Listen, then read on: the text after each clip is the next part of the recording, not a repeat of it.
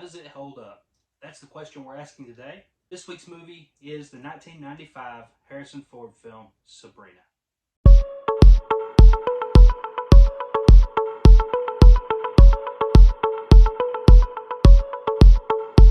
Sabrina is a romantic dramedy directed by Sidney Pollack, and it's a remake of the classic 1954 film, which was based on the 1953 play called Sabrina Fair. This movie stars Julia Ormond as Sabrina, Harrison Ford as Linus Larrabee, and Greg Kinnear in his first starring role as David Larrabee. This is the story of Sabrina, who is the daughter of the family's chauffeur. She's in love with the younger brother of the Larrabee brothers, David. Of course, she's never noticed by anybody. She goes to Paris for an internship toward the beginning of this movie, and when she comes back, she returns more attractive and sophisticated. Now, I am going to get into a little bit of spoilers for this movie, so if you haven't watched this yet and you're wanting to watch it from 1995, you might want to leave for just a little while and come back, because I'm going to get into some of the details from the story. So when Sabrina comes back, David doesn't recognize her, and he even starts to fall for her. The problem is, David's already engaged at this point to a wealthy family's daughter, who is going to be a great merging for the families as far as business goes. Now, the older brother Linus, who mainly runs the company, he didn't want this relationship to break up what could be a great merger, so he decides to step in and proceeds to manipulate the situation and have Sabrina spend more time with Linus than she does with David. And of course, as this happens, she falls in love with Linus. This goes on for a while, and by the end of the movie, or most of the way through the movie, Linus does come clean to her, and he sends her off to Paris, and that should have been it in his eyes. Again, spoilers for the end of this movie, but David shows Linus that he's actually in love with Sabrina, just as Sabrina's in love with Linus. Gotta love these love triangles.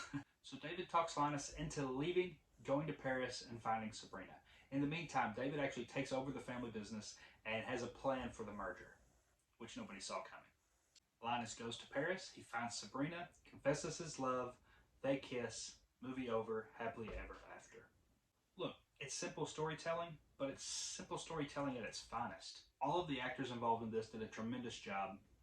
For it to be Greg Kinnear's first role, it was fantastic. I can see why he went on to do several other things after this. Of course, Harrison Ford is always great, and he got to show a little bit of his comedic chops in this one as well, which was really cool to see. Overall, Sabrina from 1995 was full of heart, full of great storytelling, great dialogue, and even though the premise was a very simple story with the classic love triangle, it was told in such a way that I don't see in a lot of other movies, and really latched onto me in a good way. So now it's time to answer that question. Does it hold up? And the answer for this one, yes. This is not a movie that needed special effects. This is not a movie that required a certain era to enjoy it. There's a reason this movie was almost shot for shot from the 1954 version through this one, with a little bit more updated tech and gadgets. It's because this story resonates no matter the decade. It's still an enjoyable film. And I can look at it now and watch it and enjoy it just as much as I would have if I was watching it in the 90s. Now I need you to do something. For the next movie that we're going to do this for, I want you to go to my community tab, look at the poll, and I'm going to put a link in the description. I want you to vote on which movie we ask that question to next. Does it hold up? I can't wait to continue this series. Looking forward to seeing you at the next one. Don't forget to like and subscribe. We'll see you guys next time on Movie Time Minute.